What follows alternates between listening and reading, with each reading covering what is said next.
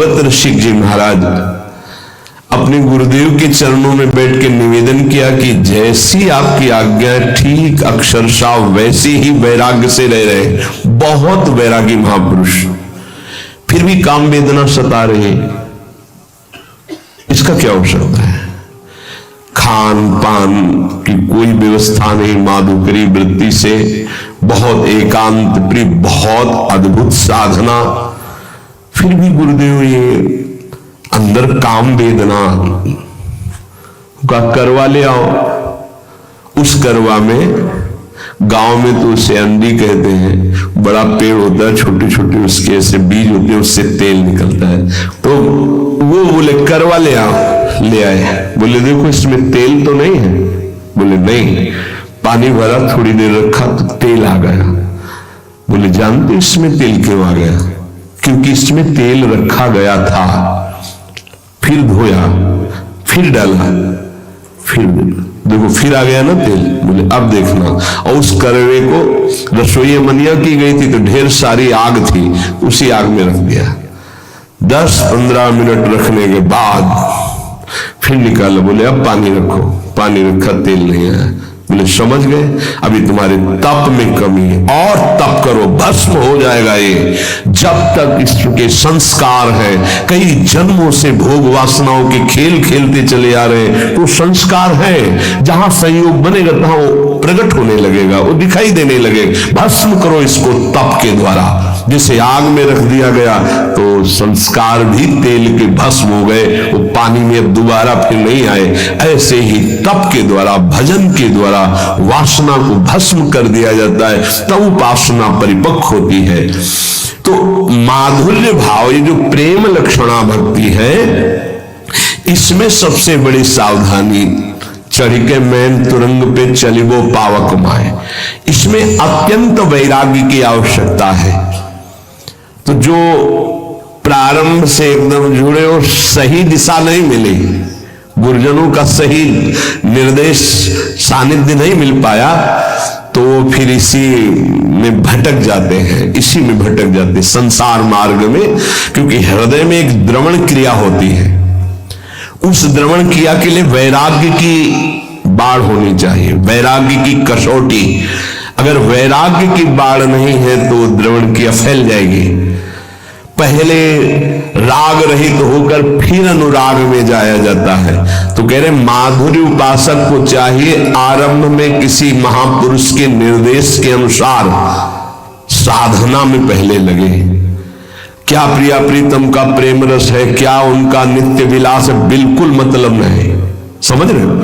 जो मंत्र दिया, जो उपासना दी, जो पाठ दी, जो दिनचर्या बताई, बस उस पे चलना है। वहां विचार की क्षमता नहीं आपकी। धीरे धीरे धीरे धीरे राग रहित होकर पहुंच जाएंगे आप। अब कैसे समझेंगे आप, कैसे अंदर प्रवेश हो? इसीलिए कहा है प्रथम सुने भागवत भक्त मुख भगवत बानी। क्यों? इतने बड़े महापुरुष भगवत ऋषिक जी ने सीधे क्यों नहीं कह दिया श्री सुख मुख जो बचन सुनावो तब श्री हरिवंश सुनाम कहावो मन सुमिरन बिसरे में? क्यों भाई ऐसा क्यों कह दिया? ये जो बात नहीं समझते हैं ना, वो हमारे ऐसे किसी की बात नहीं सुनना, आचार्य वाणी की बात मानो।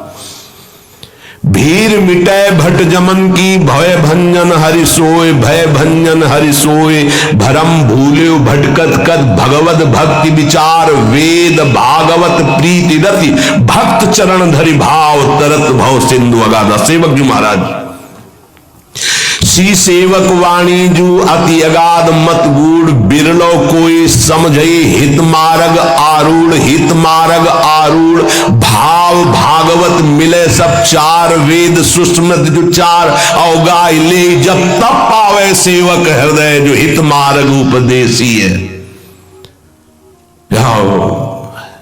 क्यों कहा? क्योंकि गीता और भागवत की कसौटी पर, वैराग्य और ज्ञान की कसौटी पर जब हृदय कस गया तो माधुर्य रस परोस दिया गया। वो समझ, अभी तो जीवन तो है, देहाभिमान, मैं पुरुष मैं स्त्री, कैसे इस रस का इसलिए गुरुदेव की आज्ञा पे चलो, रस की बात को मत देखो कि हमारा तो सहचरी भाव आता ही नहीं, ऐसे आ जाएगा। तुमको इससे मतलब नहीं कि सहचरी भाव क्या है, प्रिया प्रीतम का नित्य विहार क्या, तुम्हें साधना से मतलब है। तुम पुरुष समझ रहे हो, हाँ चलो लगो, पहले ककहरा पढ़ो, मात्राएं पढ़ो, पहले उन शब्दावली पढ़ना सीखो, फिर पीएचडी की बात समझ में आएगी। ये वासुदेवा स्वरमिति से पढ़ाई शुरू होती है, ये कोई छोटी मोटी नहीं है। वृंदावन नित्य विहार रस है ये। यहाँ बड़े बड़े ब्रह्म ऋषि भी जहां हार गए, वो ये रस है वृंदावन का प्रेम रस। हार गए कृष्णात् परम किमपि तत्व, हम न जाने, अभी तो पहुंचे ही नहीं किशोरी जुग तक। श्रीमद सूदन सरस्वती जी कहते हैं, जो ब्रह्म चिंतन में स्वराज्य स्वरूप स्थान में विराजमान आत्मबोध संपन्न महापुरुष, उनको जब रूप माधुरी ने आकर्षित किया श्री कृष्ण चंद्र की, तो कहते हैं कृष्णात् परम किमपि तत्व हम न जाने। और उनको क्या पता कि ये सौंदर्य माधुर्य समुद्र सी लालु वेणु करान्निपतिता स्खलितम शिखंडम भ्रष्टम च पीत वसनम ब्रजराज सुनो यस्याः कटाक्ष सर्पात, यस्याः कटाक्ष सर्पात विमूर्छितस्य। कैसे पता चलेगा? अब सीधे नित्य विहार रस की बात, इसीलिए गुरुजनों ने सिद्धांत बनाया, प्रथम सुने भागवत भक्त मुख भगवत वाणी।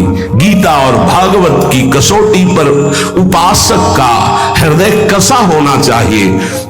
आसपास पात्र मेड़ मजबूत है, रस डाला सीधे उसमें सुरक्षित है, नहीं तो द्रवित हृदय और फिसल गया तो ये फिर संसार में चला। तो उपासक महामाधुर्य रस की उपासना वाला पहले गुरुदेव प्रदत्त साधना में प्रीति करे। अब कि नित्य विहार का मतलब क्या? पहले तुम राधा राधा रटो और एक भी मिनट नाम ना छूटे, पहले से चलो। पहले अपनी इंद्रियों को ठीक करो, पहले अपने आचरणों को ठीक करो, पहले आप जैसा आज्ञा हो रहा वैसा चलो, फिर आगे का रस अपने आप आ जाएगा। समझाने की थोड़ी जरूरत पड़ेगी। और तुम्हारी समझ क्या, संभाव्यो विरंची नारद सी, और तुम समझना चाहोगे, समझ जाओगे। जो मंत्र मिला है, जो उपासना मिली, उसमें रति करने से उपासना के दो परिणाम होते हैं। आधे तक उपासना दोनों की एक ही चलती, ज्ञानी की भी और प्रेमी की भी। जब कोई उपासक उपासना करता है तो पहले अंतःकरण शुद्ध होता है। यहां तक सबकी उपासना एक ही चलती है, अंतःकरण शुद्धि। अंतःकरण शुद्ध का मतलब मन में कोई भी सांसारिक संकल्प नहीं रह गया। बुद्धि का निश्चय जो ये था कि इंद्रियों के सहित मन जब भोगों का संयोग करेगा तो हम सुखी हो जाएंगे, खत्म हो गया। बुद्धि का निश्चय है एकमात्र प्रियालाल में ही सुख है। मन संकल्प विकल्प छोड़ दिया संसार के, चित्त की वृत्ति भगवदाकार हो रही है, अहम दासत्व में बदल गया। यह है शुद्ध अंतःकरण।